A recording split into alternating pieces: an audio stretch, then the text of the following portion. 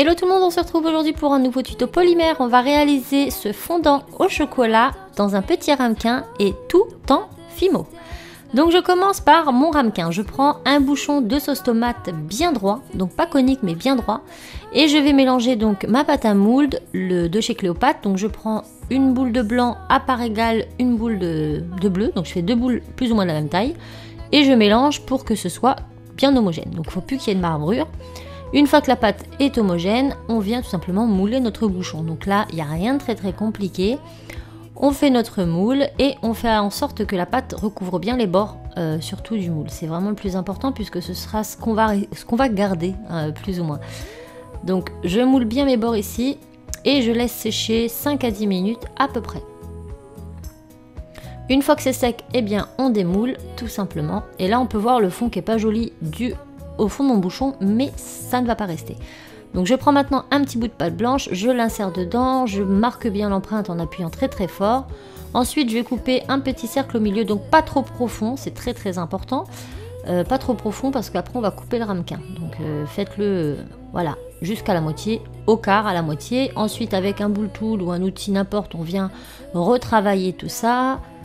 Hop, pour que ce soit plus ou moins lisse. Et puis on va couper l'excédent avec la lame. Et si toutefois ce n'est pas parfait, ce n'est pas grave puisqu'on va venir limer après. Donc ce n'est pas très grave. Donc on fait en sorte d'avoir quelque chose d'à peu près potable avant de passer au four 10 minutes à 110 degrés.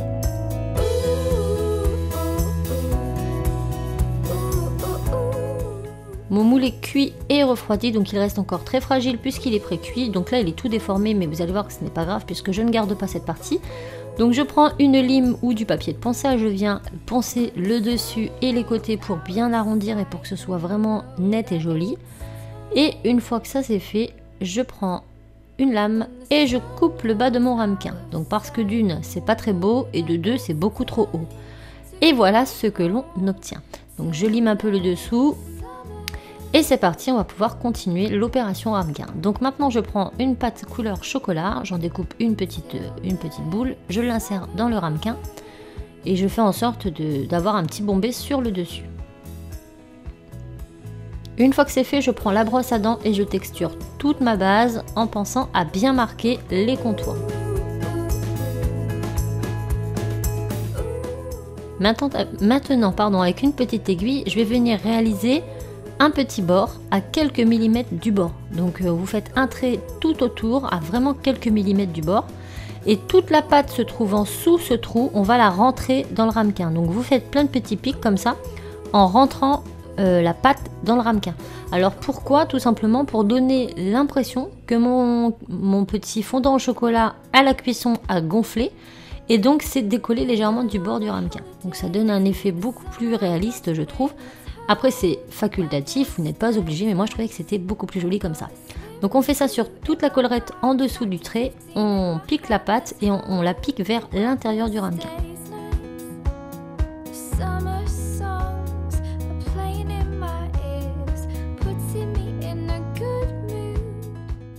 Et donc voilà ce que l'on obtient. Maintenant avec un petit dotting tool, on va venir faire un petit creux sur le milieu pour insérer après le coulis. Donc on fait un petit creux, tout simplement. On peut venir le fondre un petit peu avec nos doigts pour que la marque, l'empreinte soit pas trop marquée, même si elle ne se verra pas vraiment avec le coulis. Maintenant je repasse un petit coup de brosse à dents, parce qu'à chaque fois on y passe les doigts et ça a tendance à se retirer.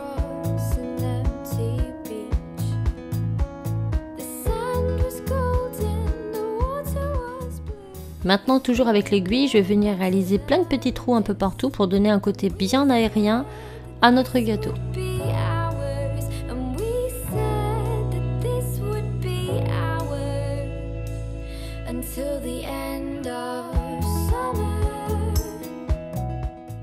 Je vais maintenant venir mettre le petit coulis. Donc ce coulis, c'est de la pâte couleur chocolat mélangée avec un tout petit peu de noir et du translucide. Et le tout mélangé à de la Fimo liquide jusqu'à obtention de cette pâte. Une fois qu'elle est faite, moi je la mets dans des petits ramequins comme ça, dans des petites fioles en plastique pour pouvoir les conserver et les réutiliser. Donc je prends un petit peu tout simplement de coulis, je place au milieu et je fais couler un peu sur les bords pour donner quelque chose de plus gourmand. Donc vous pouvez en mettre beaucoup plus, c'est vraiment à vous de voir pour ce coup-là. Une fois que c'est fait, on repasse un petit coup d'aiguille comme ça sur les bords si toutefois ça s'est retiré. Ça s'est un petit peu déformé. Et puis on va repasser un petit coup de brosse à dents pour fondre le tout.